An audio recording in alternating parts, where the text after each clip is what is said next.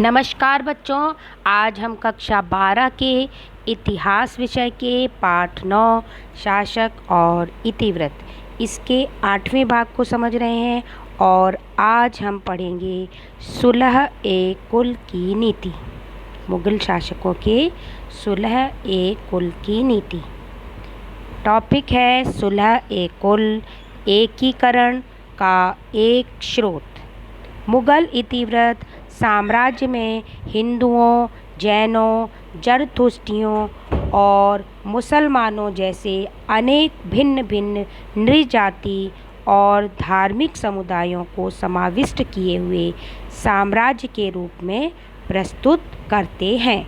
मतलब मुगल साम्राज्य में हिंदू, जैन, जरथुस्त्री और मुसलमान, इसके अलावा अनेकों विभिन्न जातियों के जन समुदाय रहते थे और वे आपस में मिलजुल कर रहते थे।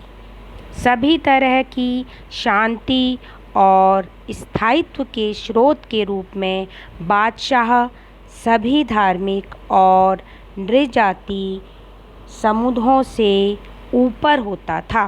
बादशाह इन सब से ऊपर होता था। इनके बीच मध्यस्थता करता था तथा यह सुनिश्चित करता था कि न्याय और शांति बनी रहे। तो इस प्रकार विभिन्न जातियों, विभिन्न समुदायों के बीच जो शासक है वह मध्यस्थता करता था और शांति और न्याय बना रहे उनके बीच में, यह सुनिश्चित करता था। अबुल फजल, जो कि आपको पहले बताया था, तो अबुल फजल जिन्होंने वहाँ का दरबार का इतिहास लिखा था, उसके बारे में हमने डिटेल में पिछले भागों में पढ़ा था। वही अबुल फजल, इन्होंने सुलह ए कुल के आदर्श को प्रबुद्ध शासन की आधारशिला बताया। सुलह ए कुल, इसका मतलब पूर्ण शांति। और उन्होंने बताया, अबुल फजल ने, कि जो मुग़ल शासकों की जो शासन की जो आधारशिला थी कि वे आदर्श शासक थे, आदर्श शासन व्यवस्था थी, इतना विस्तृत शासन था, उसकी जो आधार था, उसका जो बेस था शासन का, वह था सुलह ए कुल की नीति, पूर्ण शांति। अब जो सुलह ए कुल में यूँ तो सभी धर्मों और मतों को अभिव्यक्ति की स्वतंत्रता थी।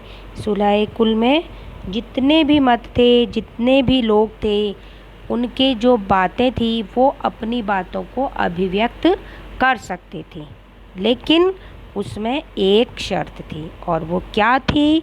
वो ये थी कि वे राज्य सत्ता को क्षति नहीं पहुंचाएंगे और आपस में नहीं लड़ेंगे। जितने भी जन समुदाय हैं ये आपस में न लड़े और राज्य सत्ता जो शासक है उसको क्षति न पहुंचाए, तभी वे आराम से अपनी बात अभिव्यक्त कर सकते हैं। आगे बच्चों, सुलह ए कुल का आदर्श राज्य नीतियों के जरिए लागू किया गया। मुगलों के अधीन अभिजात वर्ग मिश्रित किस्म का था, अर्थात इसमें ईरानी, तुरानी, अफ़गानी, राजपूतानी और दक्षिणी सभी शामिल थे।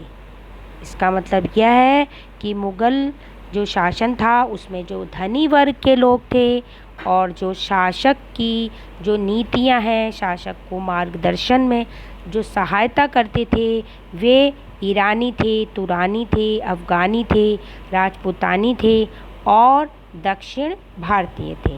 तो इसीलिए सुलह ए कुल की नीति बनाना उन्हें आवश्यक नज़र आया। इन सब को दिए गए पद और पुरस्कार पूरी तरह राजा के प्रति उनकी सेवा और निष्ठा पर आधारित थे। ये जो सभी ऊपर बताया आपको, ईरानी, तुरानी, अफ़गानी, राजपूतानी और दक्षिणी, जो लोग थे धनी वर्ग के लोग, इनको जो है, इन्होंने जब शासक की सेवा की और उसके प्रति निष्ठावान रहे, इसीलिए उन्हें जो है ऊंचे ऊंचे पद मिले, पुरस्कार दिए गए।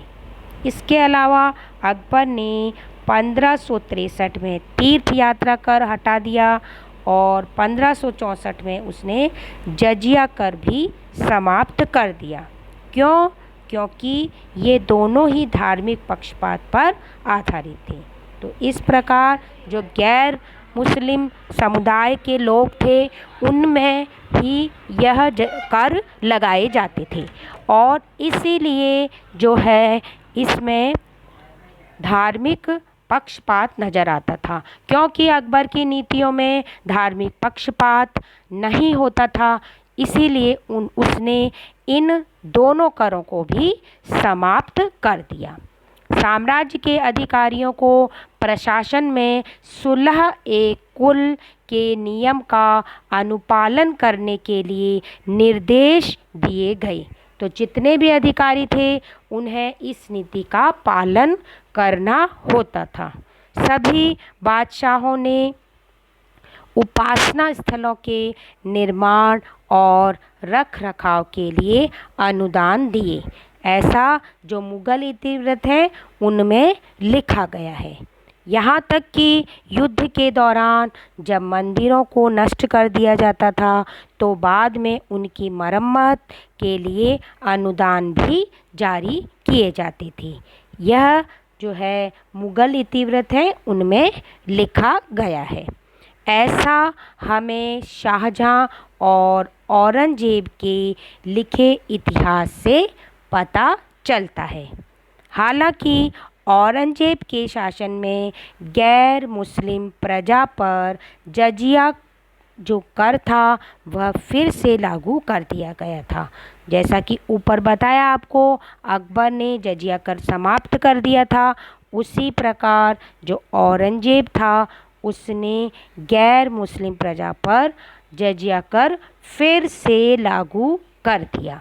तो यह सुलह ए कुल की नीति का पूरी तरह से पालन इन सभी मुगल शासकों ने नहीं किया था।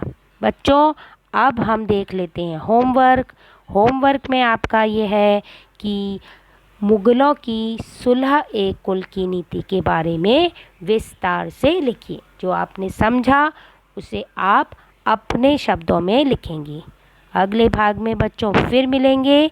धन्यवाद।